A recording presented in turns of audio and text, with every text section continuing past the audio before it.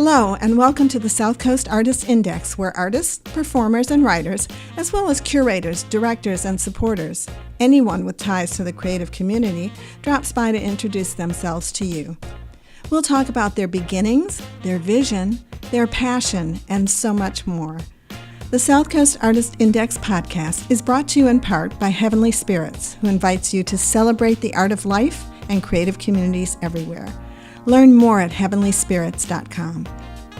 Hi, this is Ron Fortier with another episode of the In Focus podcast, brought to you by, in part, by the South Coast Artist Index. And today we have a first ever guest, and you'll find that out shortly. And as I usually try to stick to my guns with this, I'll have her introduce herself and spell her name, because if you're a frequent listener, you know what fun that can be sometimes. And I think it might be fun this time. So with that in mind, go right ahead, guest. Okay, this is Lyn Dillies, Lyn Dillies.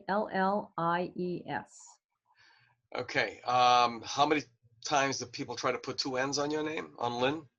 Oh, many times, either Lynn, Lynne, Lin, that's a good one. Yeah, let me ask you a question. When you say no, it's just Lyn, do they ever say, has anyone ever said, are you sure? Oh yeah, all the time, Ron.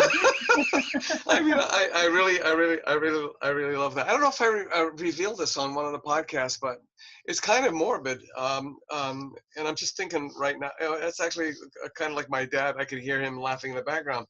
When he passed away, I had to go file for his Social Security death benefit. And my name is Ronald, believe it or not, Roland Fortier. His name was Roland Joseph Fortier. Somehow the person who did the paperwork completely screwed it up. And I didn't find out until after I received a check in the mail for my death. Oh my God. Endorsed to my father.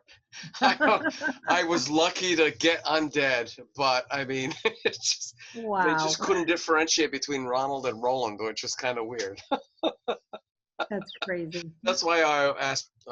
Now, Dillies, you must have some interesting stories with Dillies, or a couple of. I sure do. It's a fun last name, you know. Yep, but it's got a lot of French in it, Dilly. And yeah, you know, a lot of people oh look, Dilly, you know, dill, big deal. He's such a dilly. Yeah, willy-nilly, dilly, you know, yeah, all that. You know, but it served me well in my profession, I have to say. Yeah. It's unique. You were born with a stage name, sort of, so to speak. I think so. Yeah. So, Lyn, please, I feel like what the old television show, What's Your Line? So tell our audience, what is it you do exactly? I am a professional illusionist. Are you still America's foremost female illusionist? Well, I haven't really checked lately, Ron, but you know, with this pandemic, who knows? I really don't know how to gauge that, but I've been doing this a very, very long time. There really aren't any touring female illusionists that I know of in this country. So, you know, and I run the gamut between doing my full stage production to, you know, doing different types of shows in different types of venues. So, but with that being said, you know, I'm basically, to my knowledge, the only one out there doing it in such a big, elaborate way. Let's put it that way. Now, how did you go to magic, or did magic go to you? I believe that it was definitely meant to be. You know, the backstory on all of this is that I was a shy little girl who was bullied in school, hated going to school. My mom would literally have to, you know, almost push me into school. It was terrible. Didn't have many friends. And then when I was 12 years old, there was a wonderful TV series on called The Magician, starring the late Bill Bixby. And he used his magic. He was a magician. He used his magic to fight crime on the show. So I had my dad bring me to a local magic shop in New Bedford. where I Was that born and Cheap raised. John's? That was Cheap John's. It was Joke Cheap Shop. John's. What a Okay. name. Yeah. Had my dad bring me down there and purchase some, what we call in the trade, pocket tricks, because they are so small, they can literally fit in your pocket. Well, I mean, it was just amazing. I just love these little tricks so much, and I practiced and practiced. I was so diligent about practicing before I even showed them to anybody. I wanted them to be perfect. You know, these little dots that would change colors, or a little teeny tube with these little blocks that would change. You know, you put the blocks in the tube, and then the colors would come out in a completely different order. So then I started to bring these tricks to school, and I would perform this magic on the school bus, in the lunchroom, in my classroom, and all of a sudden my shyness started to disappear. It was empowering, transformative, and I started to go to the magic shop more and read lots and lots of magic books and made most of my own tricks. And this is a true story, I would put these little tricks in a box, cardboard box, and walk around my neighborhood, ring my neighbor's doorbell, ask if they wanted to see a show in their living room. I'd set up on a little card table, do my act, pack up, and move on to the next neighbor's house. So thank goodness for good neighbors. And, you know, it was actually just a couple of months ago that I stopped performing in the hood. Wow. Yeah, I mean, everything was very grassroots. I'd walk up and down the highways collecting aluminum cans to turn into recycle for money to buy small magic tricks. And then I started to do birthday parties and expanded on that to, you know, nursing homes and scout groups, etc. And had my sights set on how I wanted my show to develop someday into a full theatrical production, incorporating spectacular illusions and great lighting and choreography and so forth. And it took many, many years, but finally it came to fruition. Well, let me go back to your childhood. I think I've heard stories of other magicians and performers. It's really kind of odd. It's either they were introverts, you know, being very shy as you were, or they were extroverts. So for the introverts, it was a salvation. It was a way of coming out, so to speak. And for the extroverts, it was just having an audience. That's because that's what they craved. Amongst your colleagues, what kind of stories do they have? Are they mostly introverts or extroverts, or a good mix? I would say probably more introverted, really. You know, I think that we all have this extension of our personality on stage. You know, it's bigger than life, definitely for me. Of course, you know, when I'm performing in front of large audiences, you have to be bigger than life on stage. There are many very, very successful magicians who do close-up magic. So their audience is more one-to-one. But still, when you're on, you're on. You know, whether you're doing a cocktail party and you're going around doing close-up magic for the guests, still, you know, just you create this different persona. And, you know, a lot of us tend to, you know, hide behind that. It's really fascinating. You know, the older I get and take a big step away from it all and look at everybody's story. Everybody has a story, and whether you're an illusionist, a magician, an actor, a singer, I think that that's true of most of us as performers. We just become this different person when we're on stage. That's interesting. I remember another magician, a mutual friend of ours. I was doing set design for either the Colberts or for Boris Goldovsky of the Metropolitan Opera directly. It was because of the Colberts that I had that opportunity. And it was this young man, a very young man with curly, dirty blonde hair, who was very quiet.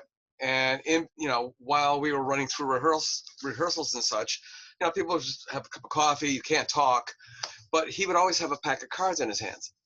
And he would do these amazing tricks. And then we'd forget what we were supposed to be doing because we were watching John Stetson.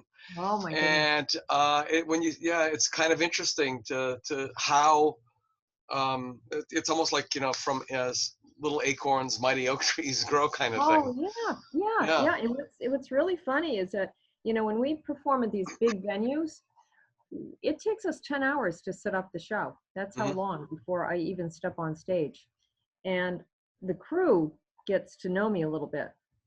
I am completely different when I am off stage.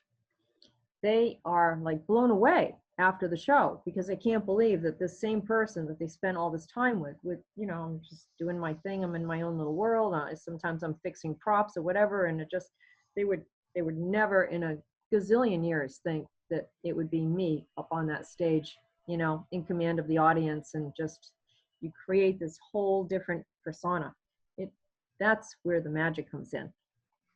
Yeah. I mean, it is spectacular to see people's reaction, because everybody thinks they can figure it out. They're watching you like a hawk. Oh, yes. and then the look on their face, they're totally defeated because they still have no bloody idea how you did that, you know? Right, right. Now, another, other than John Stetson, are you aware of any other magicians that, well, during your childhood, as you were coming up, as they say, were there any other magicians in the area that that made it to at least, you know, local or regional prominence? To be honest, Ron, no, I would say just me and John. Yeah. Yeah, because I kind of wondered, I mean, how else did Chief John support himself? Oh, I know. Except for the itchy powder and the other things, that the practical jokes that he used Oh, to yeah, the keep whoopee in stock. cushions Yeah. and the Yeah. yeah. But Joe Burke owned Cheap John's, and he was a you know, semi-professional, and had you know, so much to offer, and that advice was invaluable. And to go in and see some of these tricks that you had your eye on performed right in front of your eyes, you Yeah, know. these were theatrical quality, theatrical level tricks that he had. I mean, he also had like Somewhere. some of the big stuff, if I remember correctly, cabinets and that kind of thing. No, I mean, not big illusions really, No, but not the, yeah. some real pretty looking props up on the top Yeah, shelf, you know, yeah, that were out of my price range at the time, yeah. and I just scrimped and saved. And I mean, I found you know, a couple of notebooks the other day that, you know, I had a tally of how much money I had saved from, you know, collecting all these aluminum cans on the, on the side of the road, you know, and I Yeah. finally saved up $65 to buy one of these props that you would put somebody's head into this little box, you know, and then their head would disappear, and so forth. And that was like a huge deal back then. You know, I was Yeah. so nervous, Ron, when I went to go buy that trick. I was with my mom. She had to drive me. And I knew also that I was going to run into the famous John Stetson. I had not met him yet, you know. Oh, So really? yeah, between buying the trick for $65 and knowing that John was supposed to be there, I passed out cold right on the floor of Chief John's joke shop that day. Get out. No, I'm not kidding. It was hysterical. I was so nerved up. But that's, you know, back then, $65 was a lot of money. And now these kids, that would buy one sneaker for a kid, you know? Exactly. Yeah, exactly. Amazing. Or actually, it's like 2 Burger King meals or something. Oh, yeah. It's kind of crazy. Wow. Now, what was your first big gig? Oh, I think the first big one was down at Edaville Railroad for some kind of scouting jamboree. Yeah, there were quite a few people there. And coincidentally, Scholastic Magazine in New York had heard about me, you know, a young teenager pursuing magic. And they found it so fascinating, especially being a young girl. And they wanted to come and do a feature story on me for one of their little booklets that would go around the country into the schools. And so that was a lot of fun.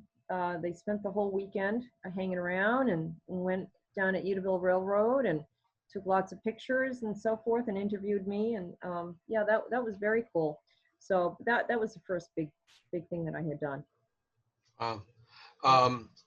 What was your, you know, the proverbial big break for you?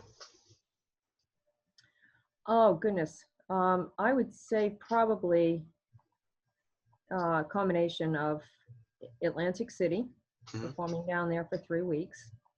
That was really cool. Getting to a point when the Catskills, unfortunately, were on the decline. the famous Catskills in New York. That was a great proving ground.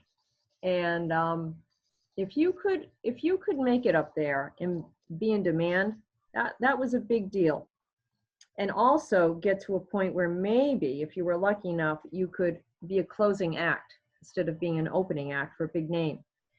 Well, fortunately, you know, my show really caught on up there, and they kept calling and calling and calling, and we did really, really well. And it was great because you never know who you were going to open for. You were just surrounded by this really cool, you know, aura of show business, the real nitty-gritty show business.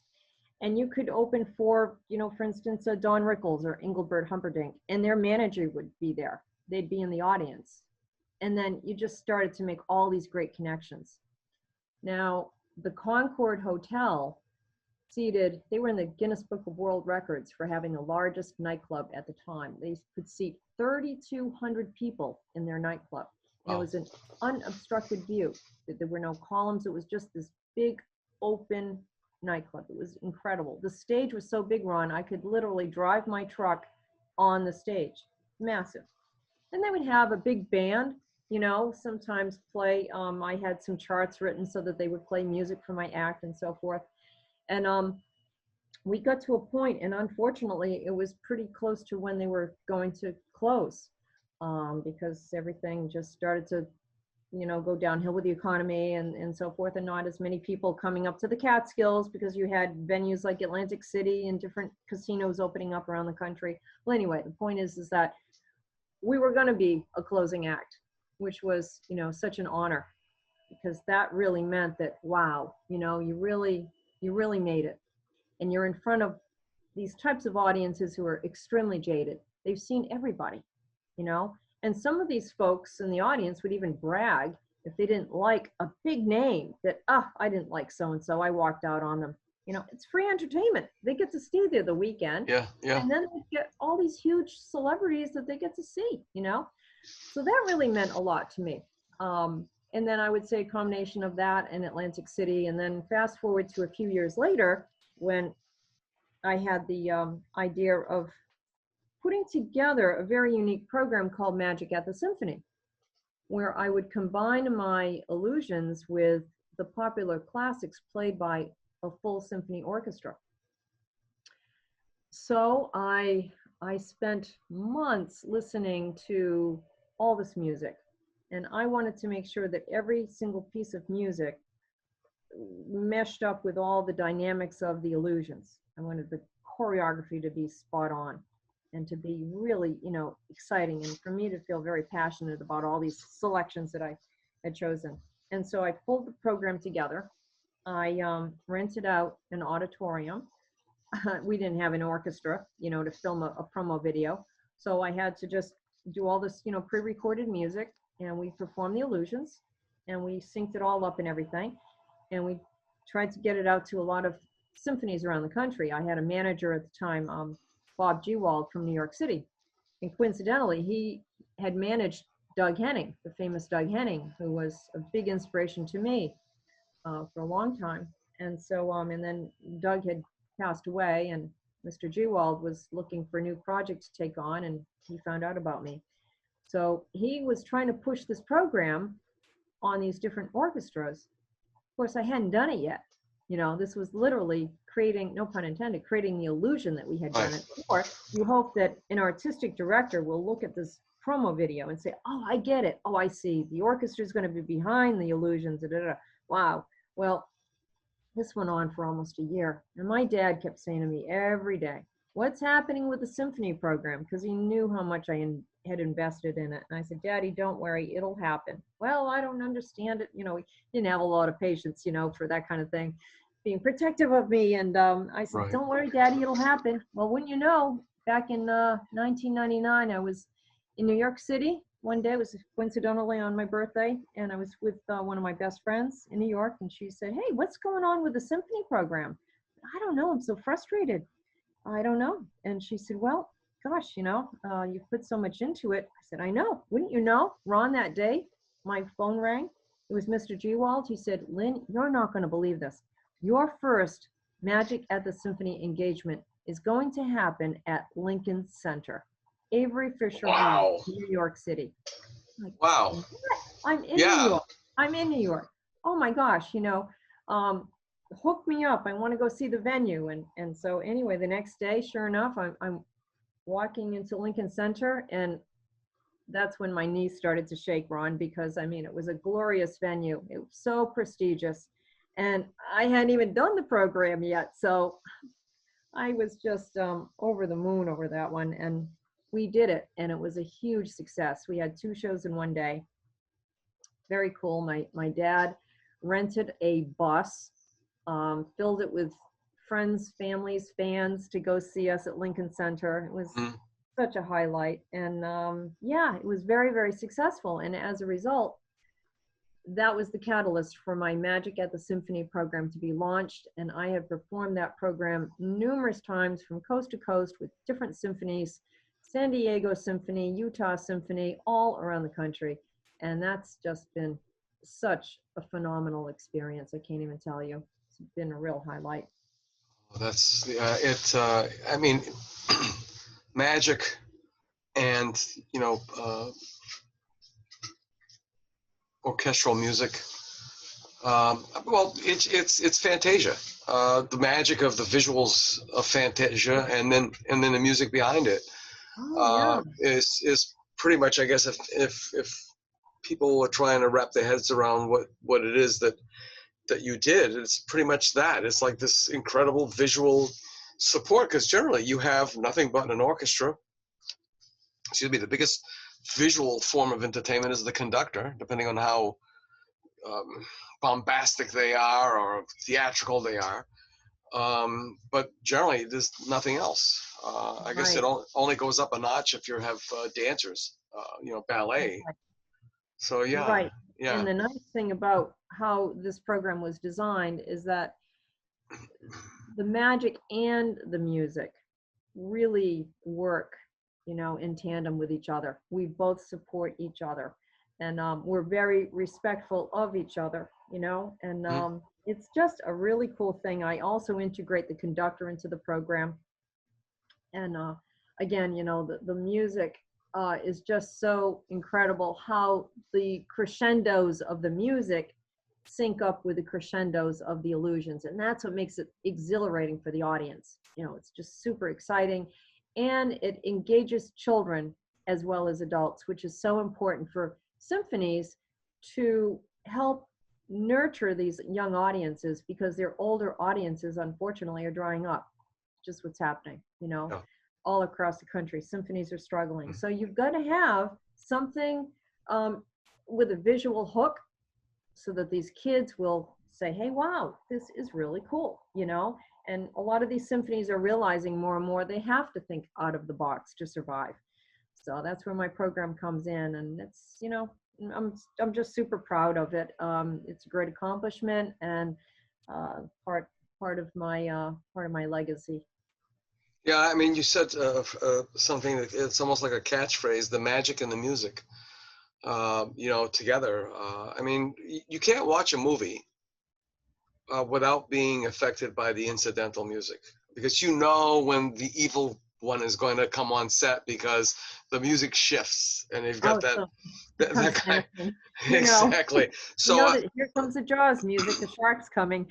Exactly. And it's the same thing with magic, where there's the silent ta-da. It's just visual, but then there's the musical ta-da on top of the ta-da, and that's got to be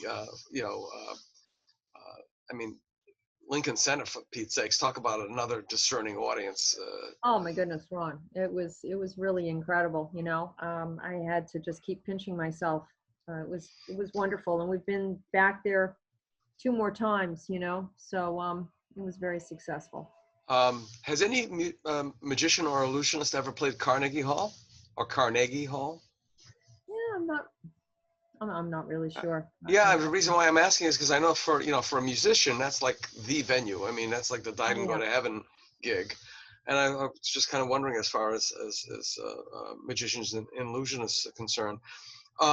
Lincoln Park, Were you ever able to catch a show at Lincoln Park? Oh, yes. Yes, Did you ever definitely. see any magic acts there? Because that was like having the Catskills in our own backyard. People I don't know, I know. realize or remember. I mean, you had everybody from the the headliners of the Lawrence Welk show, Myron Florin, to Dale Rogers and Dale Evans, to Crosby, Stills, and Nash. On the opposite end of that spectrum. Yeah. Yeah, I don't recall seeing any magic there, Ron. I had seen Marie Osmond there. Mm. Coincidentally, the Boston Pops many years ago had come down, and they performed in the ballroom. And my grandfather, this is interesting for local history, my grandfather, Kenneth Park, was a very prominent violinist. And when the Pops would come down, Arthur Fiedler had my grandfather be concertmaster. He Hmm. played first violin. That's how Wow. good he was. Yeah, he taught me how to play the violin. Actually, as a young girl, I got up to third position, and one of my favorite memories with my grandfather was playing Christmas violin duets with him for the family. So, but then I became interested in magic, and then kind of traded in the violin for my magic wand. The bow for the bow for the wand. Oh, Yeah, the wand. exactly. Yeah, Yeah. exactly. But so I had a great upbringing with classical music. I spent a lot of time at my grandparents' house and was surrounded by this music because he was a perfectionist. Obviously, he had to keep, practicing daily, and probably that instilled a lot in me about how important it is to practice. And my grandfather would always tell me that, how important it was to practice. Whatever you were going to do in life to be good, you have to practice and never be overconfident. And I can still hear those words resonating in my mind, when I'm Yeah. on stage a lot. It's like the old bad theatrical joke about how do you get to Carnegie Hall. It's practice, Practice, practice, practice, practice. Yeah. practice. Now, in our family, and I got to look him up at some point. But it was a Louis Fortier who was a well-known violinist in the area, and I'm wondering if maybe they crossed paths. I wonder. Because you just never know. I mean, what is it? The 6 degrees of separation. You just Yeah, never know who knows exactly. who, right? I remember the first time I became aware of you. It was these posters with you acting like a tiger. Was you a tiger in a cage? Was that you? Yeah. I don't. Did you do an illusion where with a tiger at any point? No, not a tiger, Ron. No, Okay, no, no, no. okay. So I'm wondering now, what that memory is all about. Hmm. Um, so what Well, was one of your obviously. biggest? Was We that? have the elephants. The elephants, I don't know if Yeah, that would have. yeah, yeah. So what was one of your biggest illusions that you did locally, as you were either warming up to go national and further or Well, obviously, all my work at the Buttonwood Park Zoo, which all is right. really amazing, and Uh, and yeah, it became historic actually. As a result, it made magic history. So the first time I worked at the zoo was when the zoo was being renovated, and it was going to reopen in the summer of 2000. Mayor Kalis was involved, and I approached Mayor Kalis and said, I have this idea of how I could make one of the elephants appear for the grand opening. And he said, really? I said, yeah. He said, wow, that would be spectacular. And whatever you need, from us, the city. And I said, okay, so here we go. So I took the idea and I ran with it, and it took months to develop. But I was always concerned, if anybody knows the story about the elephants at the zoo, we have Emily and her best friend Ruthie that are very codependent on each other. And it killed me that, I was only producing one elephant. And it was around Easter time of 2000, and I had an epiphany of how I could make Ruthie also appear. So now fast forward to, after months of engineering the illusion and rehearsing the animals and so forth, It was a beautiful summer night in August of 2000, and there was a big audience that was just corralled over to this beautiful area at the zoo outside. And they were there not having a clue of what was going to happen. Mm-hmm. And the illusion unfolded, and before they knew it, there was the production of Emily. Just poof, there she was. And people freaked out. That was the biggest wow moment of my entire career, to hear the audience just scream at the production of Emily. It was very organic, really, when I think back. Really, really neat how it was all set up. We had this huge structure of truss, okay? And then within this structure of truss was a framework that was suspended, a rectangular framework, with pieces of canvas rolled up on each side of this framework. So my crew, we had the whole thing rigged up, took months to finagle, but anyway, this rectangular framework came down a little bit, and then I unrolled each panel of canvas, came down to the ground, creating an enclosed rectangular box of canvas. And on the front was all of this really cool abstract artwork. Well, on my command, and literally it just all four sides unrolled, on my command, this whole thing lowered down to the ground, revealing Emily. That's when people freaked out. So then I said, gentlemen, can you raise that again for me, please? So they raised up this box again, and I made mention of the artwork on the front. And I said, this was trunk painted by Emily, but she's not the only talented artist around here. And the thing lowered again, bam, there was Ruthie, the second elephant. Well, I mean, it was amazing. I heard them scream from my house, actually. It was incredible.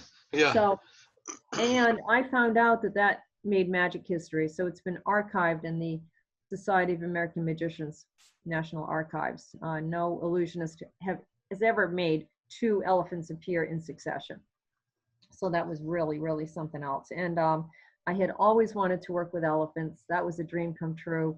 I really bonded with Emily and Ruthie. And as a result, got to visit them every couple of months and bring them their favorite treats, red seedless grapes. Can't tell you how many pounds of grapes, hundreds of pounds of grapes I had gone through. And anyway, so we're still best pals even to this day. And it's been a wonderful part of my life. So, and then I got to do another illusion back in 2008, Ron, as you remember. Yep. Came up with the whole premise of your vote is magic. And my dad was the inspiration for that. He loved politics, the late Calvin Dillies, and taught me about the importance of voting. And he was becoming very concerned about voter apathy happening in our country. And he would teach me that people working together can create change. And that's when I had this brainstorm of this spectacular illusion that I could do. It would deliver a visual message about the importance of voting. So it was a spin-off on the first dual elephant illusion that I had performed. But you know, when you're a magician or an illusionist, you're always trying to perfect things and make things better that you do. And doing that illusion 8 years earlier, I thought, you know, if I ever perform that illusion again, these are all the modifications that I would make on it, you know? And that's what I wanted to do, is just take it and just take that initial illusion that was so organic, but, you know, ramp it up on steroids, basically.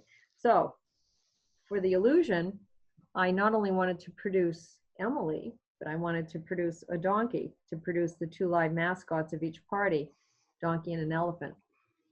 And of course, we knew we had a wonderful elephant to use, but we didn't have a donkey in the collection at the zoo. Where the heck was I going to find a donkey? So I joined the Donkey Mule Society of New England and became a member. And then there was another That's a whole other story. Oh my gosh, yeah, the other one called the Savior Ass you know, Rescue, right?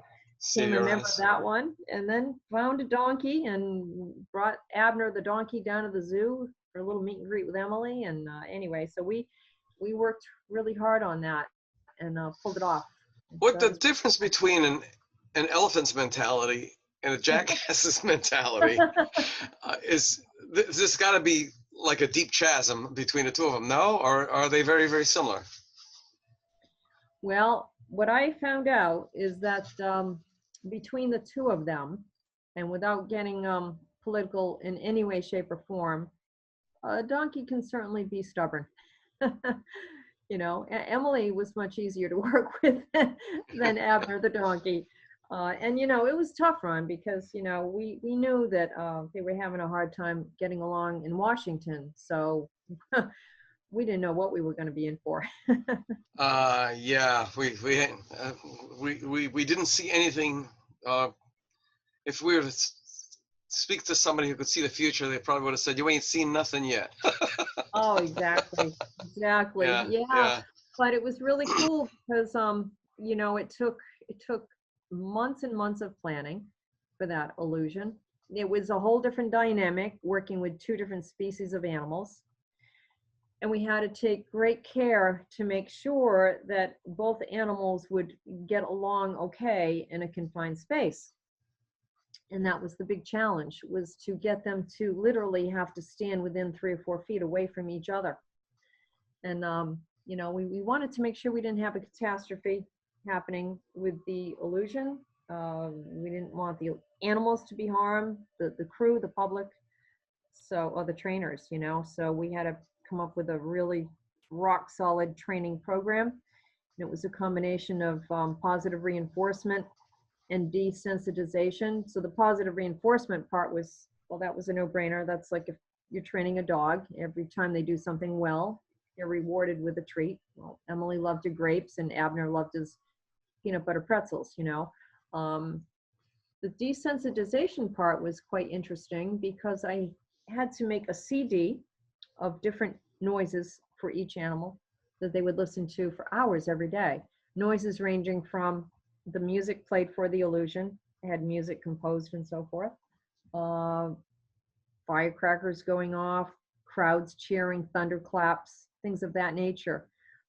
So that, you know, hopefully by the time we did the illusion, that if there was any, you know, random noise or something, that they wouldn't be spooked. So we had that played, like I say, every day for them. I had a prototype of the illusion constructed in Emily's barn, Abner's den, so they could get used to the motion of the framework and their boundaries and so forth, and all of that. And this was quite the feat because it took multiple trainers every day to work with each animal individually, you know. And the one day when I went to check on things, I couldn't believe my eyes because they were Abner and Emily standing right next to each other. And the trainers were right there and nobody wanted to blink or breathe. It was phenomenal. And then out of the blue, Abner sneezed, which made Emily swing her head around with her trunk. And she looked at Abner as if to say, "What the heck was that?" And her ears started to flap and she started trumpeting. And then Abner just took off and bolted. Really? It was funny, but it wasn't so funny because we realized, wow, that was totally random. We didn't factor in a sneeze, you know? So we realized Abner was the X factor and he was going to be a nail biter right up until the last second. So yeah, you were there, Ron. You were there through the oh whole yeah, and I still remember. Plus that mist or that fog that started coming in, which kind of added like a theatrical effect to the whole thing, and a little bit of cover too, which wasn't so bad. Now, was Abner a performer at all? Did he do anything besides just be Abner? Oh, no, he was a rescue donkey. My friend, we became really great friends. Judy Valentine, his owner, had rescued Abner, and she loved the message behind Your Vote is Magic, and she said, you know, bring Abner to the zoo, keep him as long as you need him. Well, he was down there, you know, almost 3 months. Yeah. We also sent him to Vermont for some professional training beforehand. So, I mean, that was a help too, you know, but oh my goodness, what a feat. It really was. Very cool. Now, you talked about the track. That was Joe Carey, if I remember correctly? Yes. Okay. Yes. Okay. I still have to vindicate myself on the whole tiger thing. Was there an illusion you did with a cage? maybe not so much a cage. It was like maybe an aquarium. An aquarium. Like it was something. Yeah, I remember the poster, and you were like on your hands and knees. Yeah. And maybe that's why the whole tiger thing. Maybe I don't know. Maybe you had like a tiger kind of outfit on or something. But I still remember that. You were at the Criterion, I think. You were appearing there. Yeah, I mean, at the time, maybe I was wearing some kind of trendy leopard print outfit. Yeah, it's funny how memories can play tricks on you. You know, every other artist that's been on the show since the onset of this pandemic, I've asked the same questions. How are you dealing with this craziness? It is mind-blowing. It is absolutely mind-blowing, Ron. All of my shows that I had have been canceled. Everything has come to a screeching halt. This feels so surreal. I mean, I don't even have any small bookings coming up to look forward to. Absolutely zero. So what I've been doing, aside from a ton of volunteer work, which is very rewarding, and it keeps me sane and helping out a lot of people. But I've been working on my Your Vote is Magic video. From the illusion that I described, I then wrote a book about the whole experience behind Your Vote is Magic with an overview on voting history. And that came out in 2012. And then I knew I wasn't finished with this mission yet, so I put together a live assembly that was geared towards high school students and college students that would combine my magic with the voting message and all the bullet points of voting history, why they should vote, how voting will impact their life, etc., to bring into these schools. And it was really cool because the magic was the hook, you know, but it also played an important role within the program. That the magic was very strategically woven into the voting message. And the kids were riveted, and they really got it. It was incredible. The teachers loved it. I had all these assemblies lined up for the fall before the election coming up. I was even going to participate in a big national event down around DC for the 100th anniversary of the 19th Amendment being passed. That's been canceled.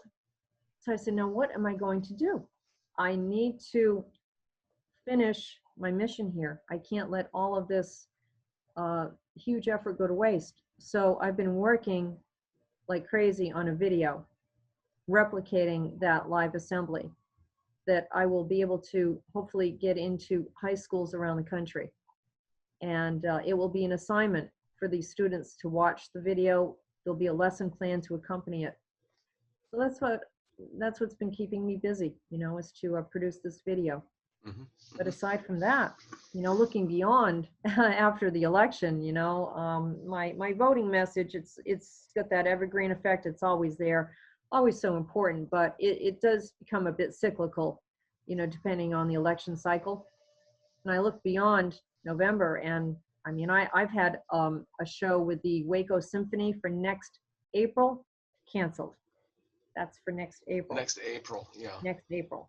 So it's very, very worrisome. And my deep concern for anybody in the arts that depends on a live audience is we will be at the very bottom of the totem pole in regards to when there's some type of normalcy from this pandemic.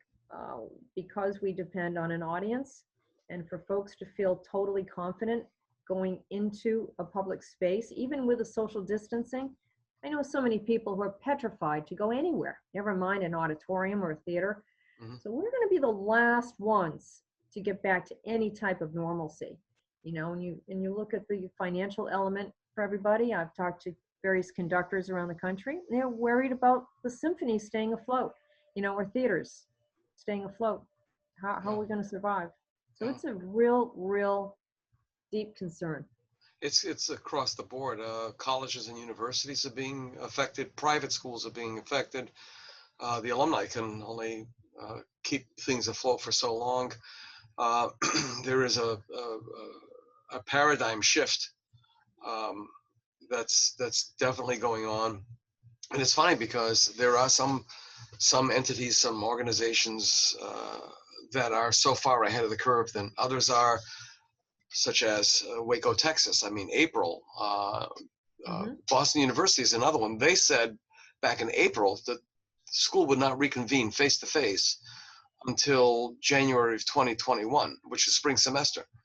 Mhm. And it makes you wonder, how did they know this? Or do they figure it's best to cancel the future, and then if and when things happen, then it's easier to hit the ground running than it is to try to stop this rolling train? Because Yeah. we're being in the arts, working for an art organization, it's been extremely difficult. And there's other things too. You've got young people in their 30s with children who are stressed out of their mind because not only are they worried about their own economic survival, they're worried about illness, because now there's a death in every age category. It's relentless. When it first started, it was only 65 plus. That was the most vulnerable demographic. But now they have their children, and they're working from home remotely if they're lucky enough to still have a job. But now they had children who are now being educated remotely, but now they have to step in as a homeschooler because somebody's going to have to review the work with the child, and so on and so forth. So there's just a lot of things swirling around, and yet at a time where you would think that entertainment would be the panacea, the entertainment would be something to get your mind off of things. Right. It's not possible. It's Oh not yeah. possible. It's such a paradox. And what's so difficult for any artist is that obviously we're very passionate about what we do. This is what we live for. Hmm. And you feel robbed in a way. You feel so out of control. You Yeah. can't work from home. There's no real major plan B. And if there is a plan B, you don't have money to reinvent the wheel at this point either in one's career. I mean, Mhm. some magicians are a little bit successful doing some Zoom programs and so forth. It's hard when you have such a large production to try to replicate what you do on stage. So, I mean, I really don't know, but it's mentally very difficult for a lot of my friends in the business because it's it's your passion. It's part of who you are. And when you don't get that, it's almost like a fix in a way. When you're out there in front of an audience, and this is what you put your heart and soul into your whole entire life. Yeah, it's the old adage, the smell of the grease paint, the roar of the crowd. Yeah, The yeah, people live for that.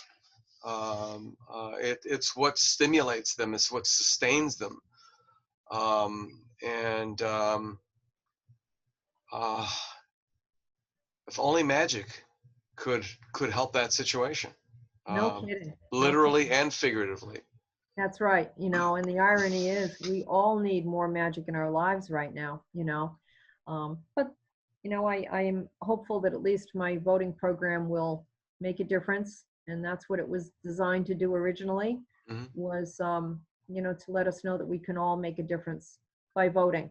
So if I can get these young people to understand how important voting will be in their lives and inspire them, Hmm. then it'll be very worthwhile. I'm sure there would be plenty of people that would like to hire you to make things go away.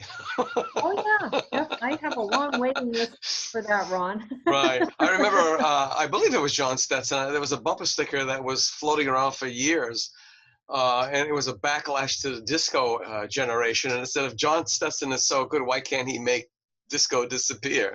I remember seeing that. Yeah, yeah, Yeah, great. yeah. It's kind of crazy. So, looking into your crystal ball, so to speak, Yes.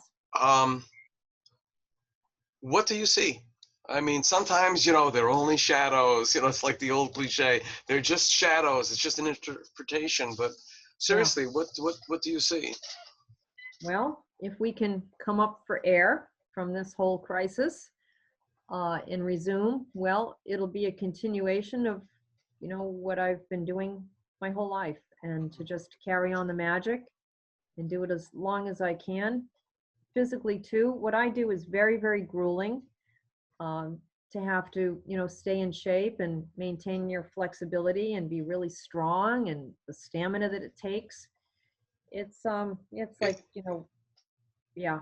It's physical. It's not just a mental game. It's physical from the performer's end of things. I mean, you've got to squeeze yourself into spaces and do all those things that make people go ah and ooh. Oh yeah, yeah. And then factor this in, Ron, you know, my show is a well-oiled machine.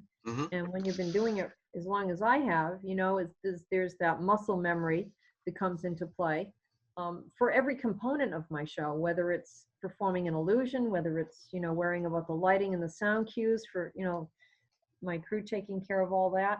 We can't even rehearse because of the social distancing, you know, so everything has just been frozen.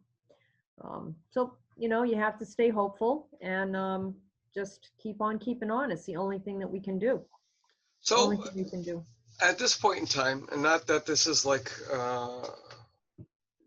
you know, the Chinese pictogram for change is actually two characters, and one character represents chaos and the other one represents opportunity. Is it time for a book about your life? It might be, Ron. We'll see what happens. You know, the most dreaded, most profound event of my life happened in January, was the loss of my mom. Yes, you know, please accept our condolences again. Oh, thank you. But you know, she was my world. So this pandemic is just, the timing could not have been worse, because my salvation would have been to resume my career. And you know, I had to put a lot of things on hold to take care of my mom. So after I lost her, I thought, well, the only way that I can mentally get through this is to get back on stage and carry on and do this in honor of my parents, who just put so much into my career and were incredibly supportive. So that was my plan. And now here we are, you know. So we'll see what happens in this journey. It's going to be quite interesting, but I would like to somehow be able to you know, take this experience and you know, turn it into a positive to maybe help some people along the way. I'm still, you know, on that journey, so I can't see the light at the end of that tunnel yet. But yeah, maybe there will be another book in the future. Maybe there will be more public speaking. I would love to do that. Yeah, we'll see. But I'm open to anything. Well, let me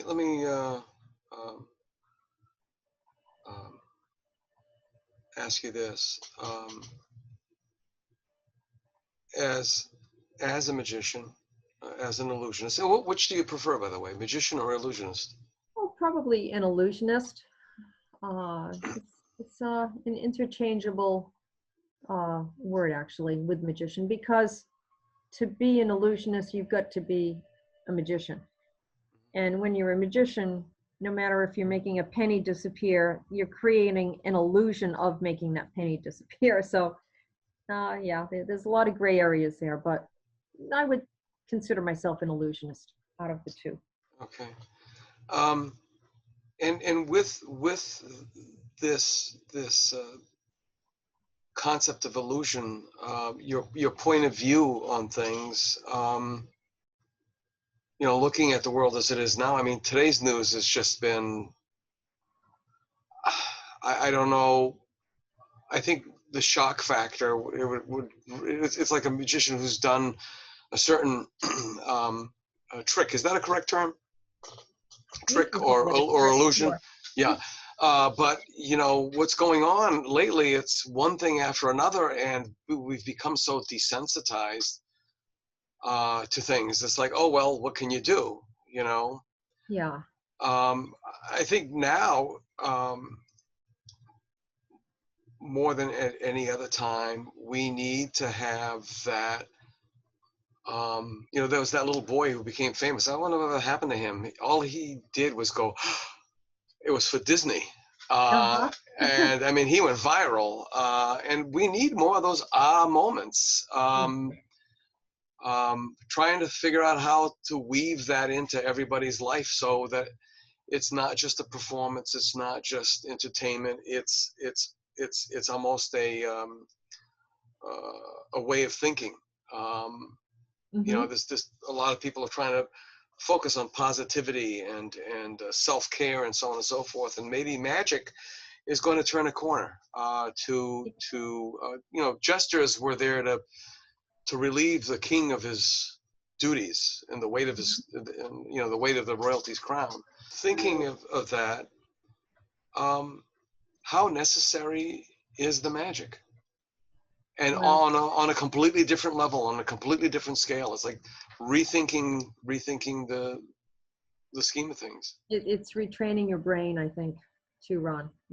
I think this whole pandemic is making so many more people reflect on their lives, and there is magic around us every day. Mm-hmm. We just have to open our eyes to it. Okay. And discover that magic, whatever it is. What if you're taking a walk and you see, a beautiful flower, a beautiful sunset? That's magic. Mm-hmm. That's magic. Whether it's just a gesture of kindness for somebody, and you're the recipient, that's magic. Yeah. Uh, I was just thinking of inner city kind of, and that's a term that's become stereotypical in its own way, but kids who don't have means, kids who, like you, probably have to collect bottles and cans to make that dream come true. But there are so many talent. Well, all children are born with talent. It's just that it's never fostered for everyone. Not everyone has a mentor. Not everybody has a dream. Not everybody has a support system. And I don't know. Maybe that's the next step. I had a really good thought, and I was going to ask you. And no pun intended, honest to God, it disappeared.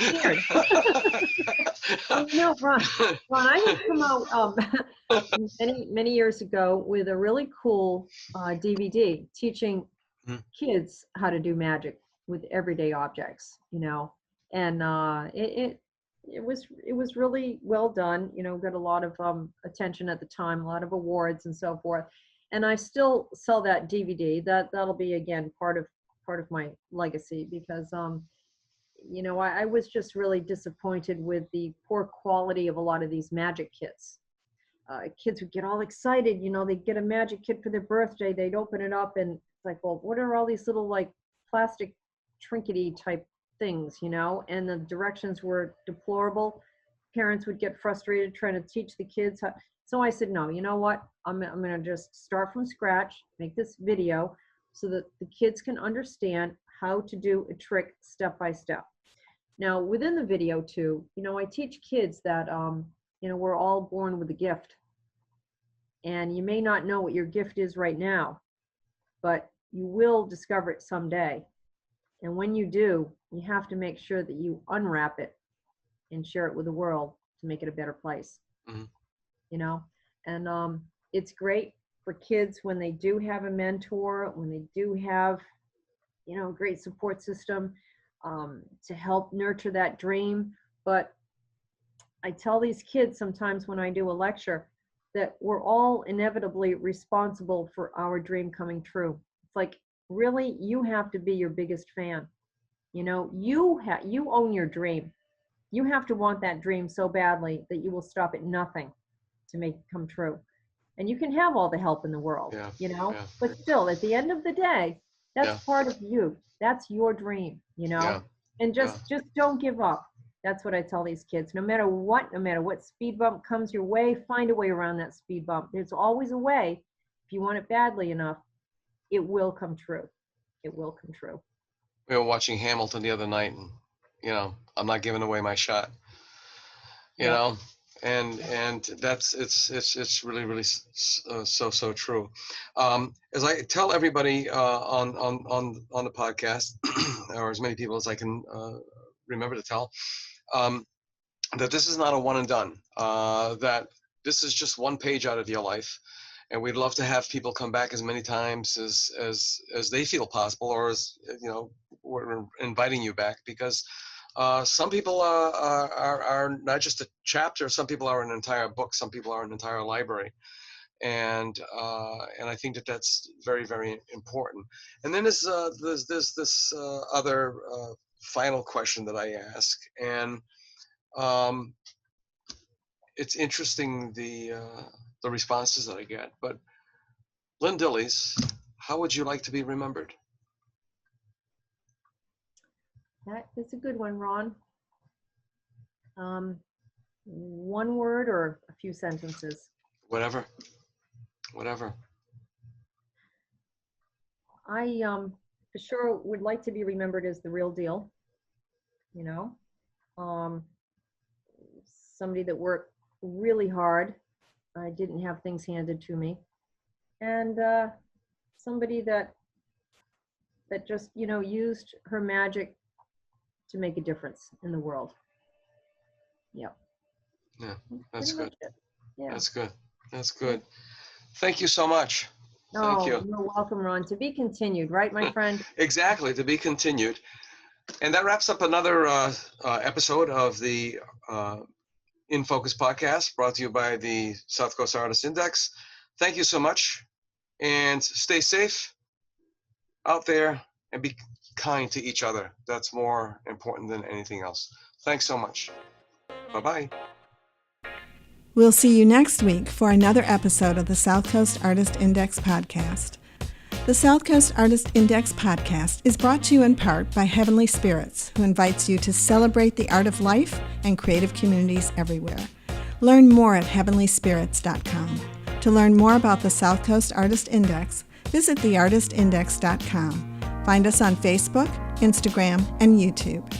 Be the artist you believe you are, and let's take care of each other out there.